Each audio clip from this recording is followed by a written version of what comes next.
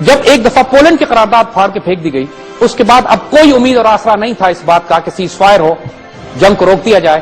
اور جنگ جس جگہ پہ ہے، ڈھاکہ اس وقت تک فال نہیں ہوا تھا، اور انڈین آرمی چاروں طرف سے داخل ہو چکی تھی ایسٹ پاکستان میں، اور ان کا خیال یہی تھا کہ انڈین آرمی پھر ہیلی کاپٹر کے ذریعے آ کے کیپچر کر لے گی. وہ فوجیں جو ہماری مشرقی پاکستان کے تمام محاذوں پہ بکھری ہوئی تھیں، وہ ابھی تک اپنے محاذوں پہ لڑ رہی تھیں. کسی ایک محاذ کو انڈین آرمی اوور رن کر کے ڈھاکہ کی طرف نہیں آ سکی. وہ ہیلی کاپٹر کے ذریعے اوپر سے آئے اور انہوں نے ڈھاکہ شہر کے اوپر پھر سرنڈر کیا اور کیپچر کر لیا. آئے ہم آپ کو کچھ ریفرنسز دیتے ہیں انٹرنیشنل میڈیا کے، مختلف انڈین سورسز کے، جو یہ بتائیں کہ وہاں ہونے والی جنگ میں ہوا کیا. جیسے ہم نے عرض کیا کہ اب اس واقعے کو 40 سال ہو چکے ہیں. اس وقت بھی ایسٹ پاکستان میں حال یہ تھا کہ 5-6 کروڑ کی آبادی میں سے کروڑوں لوگ ایسے تھے جو پاکستان سے پیار کرتے تھے، پاکستان سے الگ نہیں ہونا چاہتے تھے، اور یہ بات ڈاکومنٹڈ اور آن ریکارڈ ہے. لیکن جو 1.5-2 لاکھ دہشت گرد مکتی باہنی کے انڈین آرمی جن میں شامل ہو چکی تھی، انڈین آرمی کے آفیسرز تھے، انہوں نے وہ گنڈا گردی مچائی، وہ قتل و غارت مچایا کہ وہ سائلنٹ میجورٹی بیچاری کچھ کر نہیں سکے. آج بھی بنگلہ دیش کی میجورٹی پاکستان سے پیار کرنے والی ہے. پاکستان کے جب میچز ہوتے ہیں بنگلہ دیش میں، جب پاکستان کی ٹیمیں جاتی ہیں، جب بنگال اور جب انڈیا کے ساتھ ہمارا کوئی مقابلہ پڑتا ہے، تو پورے ایسٹ پاکستان میں آج کے بنگلہ دیش میں پاکستان کے لیے دعائیں ہوتی ہیں. ہمارے دل بنگلہ دیش کے مسلمانوں کے ساتھ دھڑکتے ہیں، ہم ان سے ابھی بھی پیار کرتے ہیں. وہ ایک جوش اور غلط فہمیاں تھیں جس کے اندر قتل و غارت کی کچھ لوگوں نے، لیکن نہ تو مغربی پاکستان کے مسلمان کبھی مشرقی پاکستان سے نفرت کرتے تھے، نہ آج مشرقی پاکستان کے مسلمان مغربی پاکستان سے کوئی گلہ رکھتے ہیں. ان کے کچھ لوگ کو شکایتیں ضرور ہیں کہ بڑے ظلم ہوئے، لیکن ان کو بھی ڈس انفارمیشن اور جھوٹ پڑھایا گیا ہے، جھوٹ بتایا گیا. یہ نہیں بتایا گیا کہ انڈیا کا رول اور کردار کیا تھا. جیسے ہم نے عرض کیا کہ آج بھی وہاں پہ ایسے ایلیمنٹس موجود ہیں کہ جو انڈیا کے سپانسرڈ، انڈیا جن کو تربیت دیتا ہے، ٹرین کرتا ہے، روپیہ پیسہ دیتا ہے، انڈین ایلیمنٹس ہیں. لیکن بھاری تعداد میں وہاں لوگ ایسے بھی ہیں جو پاکستان سے پیار کرنے والے ہیں، اور اب اس بات پر نادم ہے کہ انہوں نے 71 میں جو کچھ کیا، جو ظلم انہوں نے کیا، جب وہ مکتی باہنی کے گریلے تھے، جب وہ پاکستان کے خلاف لڑ رہے تھے. اس میں سے ایک صاحب جو کہ اس وقت بنگلہ دیش کے بہت ہی ریکگنائزڈ ریناؤنڈ جرنلسٹ بھی ہیں، اعلیٰ تعلیم یافتہ شخص بھی ہیں، ایک ایجوکیشنسٹ بھی ہیں، ان کا نام زین العابدین ہے، جو کہ 1971 میں ایک مکتی باہنی کے گریلے تھے. انہوں نے پاکستان کے خلاف جنگ کی، اس پوری اپنی جنگ آزادی میں جسے وہ کہتے ہیں وہ شامل رہے.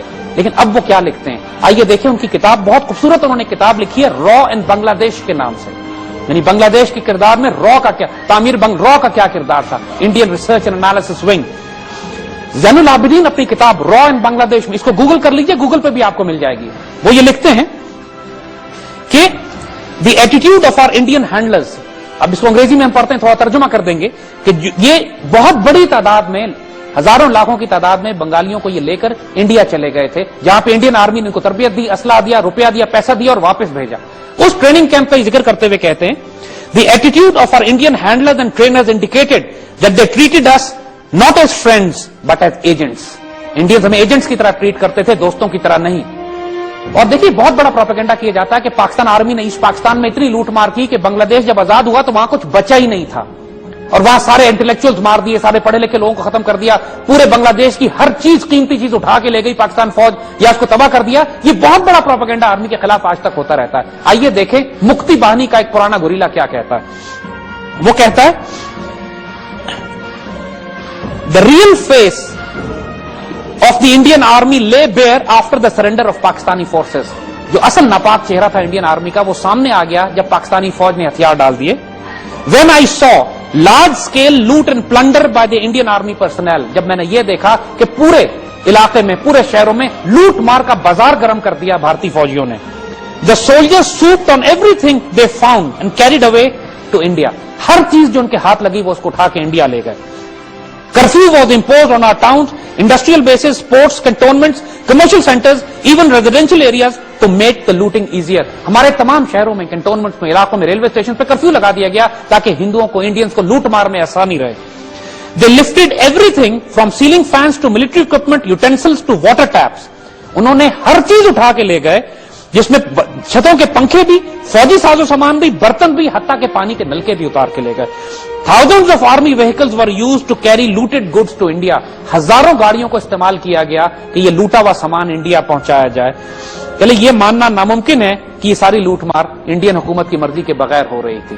ذرا غور سے سنیے گا خواتین و حضرات، یہ ایک مکتی بانی کا گوریلا اپنی کتاب میں لکھ رہا ہے کہ میں نے اپنی آنکھوں سے دیکھا کہ جب اس کی آنکھوں سے پردے ہٹے اس وقت جب انڈین آرمی کا اصل ناپاک چہرہ مشرقی پاکستان میں نظر آیا کہ جب انہوں نے پورے مشرقی پاکستان کی چھتوں کے پنکھے تک اتار لیے, نلکوں کے ٹیپ تک اتار کے لے گئے کہ یہ مغربی پاکستان کے مشرقی پاکستان کے جو آنے والا وقت ہے ان کا غلام بن کر رہے. وہ خود لکھتے ہیں آگے, انڈین آرمی کے ایٹیٹیوڈ سے یہ صاف ظاہر تھا کہ وہ بنگلہ دیش کو اپنی کالونی بنانا چاہتے ہیں. یہ بات زین العابدین لکھ رہے ہیں.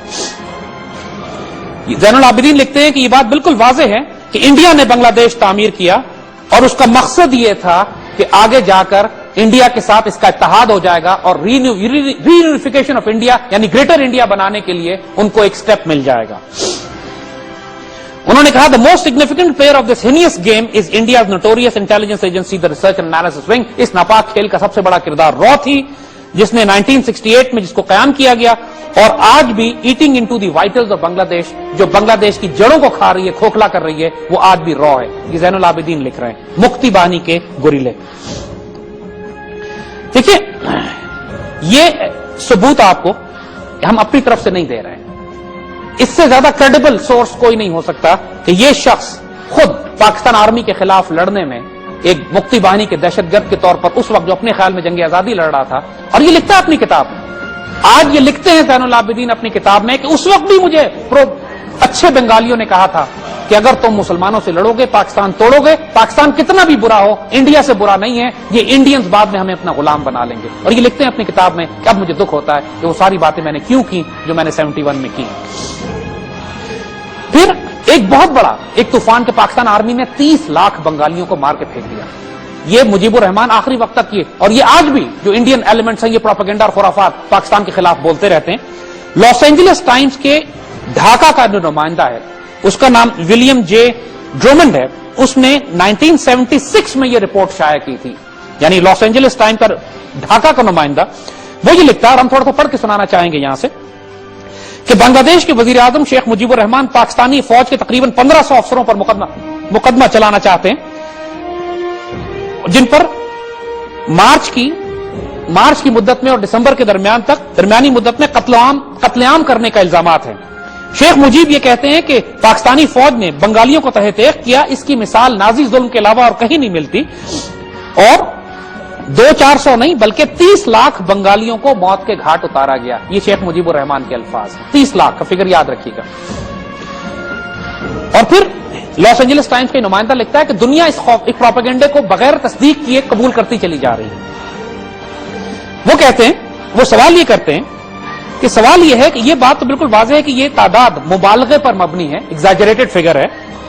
پھر وہ کہتے ہیں کہ جو نازی فوج تھی, جو نازی جرمنی کے لوگ تھے, وہ 5 سال میں 60 لاکھ یہودی بھی نہیں مار سکے. تو یہ کیسے ممکن ہے کہ پاکستانی فوج چند ماہ میں 30 لاکھ بنگالی مار دے؟ وہ فوج جو, اور 30 لاکھ لاشیں پھر کدھر گئی؟ لاشوں کو چھپانے کے لیے کوئی جگہ نہیں ہے. پورے خود یہ لکھتا ہے آگے کہ پورے بنگلہ دیش میں جب اجتماعی قبریں تلاش کی گئیں تو ان میں چند ہزار سے زیادہ قبریں برآمد نہیں ہوئیں, اور یہ بھی واضح نہیں تھا کہ وہ قبریں مکتی باہنی والوں نے ماری تھیں یا پاکستانی فوج کے ہاتھوں مارے ہوئے لوگ تھے. اور سب سے دلچسپ بات یہ ہے کہ وہ یہ کہتے ہیں کہ 1972 میں بنگلہ دیش قیام ہونے کے بعد ایک کمیشن بنایا گیا انسپیکٹر جنرل پولیس کی نگرانی میں, جس کے ذمہ یہ تھا کہ پورے ایسٹ پاکستان سے لوگ آ کر اس کمیشن کے آگے شکایتیں کریں کہ جن کے لوگوں کو پاکستان آرمی نے مارا. 30 لاکھ کا فگر شیخ مجیب دے رہے تھے, اور لاس اینجلس ٹائم لکھتا ہے کہ اس بنگالی کمیشن کے سامنے صرف 2000 شکایتیں پیش ہوئیں. 2000 لوگ گم تھے جن کا پتہ نہیں معلوم ہو رہا تھا, جن کے بارے میں شک یہ تھا کہ شاید وہ پاکستان آرمی کے ہاتھوں مکتی بانی کے گریلے ہوں گے اور جنگ میں مارے گئے. کہاں 30 لاکھ کا فگر, اور ان کے لیے شکایت کرنے والے صرف 2000 لوگ, اور یہ بنگالی کمیشن ہے, اس کو رپورٹ کر رہا ہے لاس اینجلس ٹائم کا نمائندہ.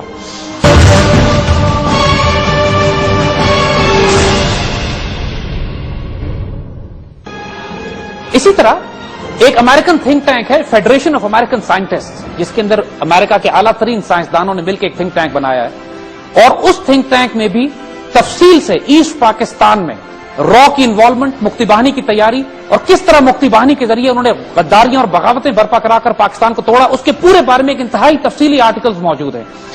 فیڈریشن آف امریکن سائنٹسٹ کی ویب سائٹ پہ یا ان کے جو آرکائیوز ہیں اس کے اندر ایک بڑا خوبصورت جو ایسٹ پاکستان کا انالیسس, اس میں ایک بات بڑی اہم نظر آتی ہے. وہ لکھتے ہیں کہ اٹ واز را that was behind the hijacking of an Indian airliner to Lahore in 1971, attributed to the Kashmiris to give up a terrorist dimension to the Kashmiri national movement. 1971 میں جس ہم نے گنگا جہاز کا ذکر کیا تھا کہ کشمیریوں نے اس کو اغوا کر وہ لے کر آ گئے,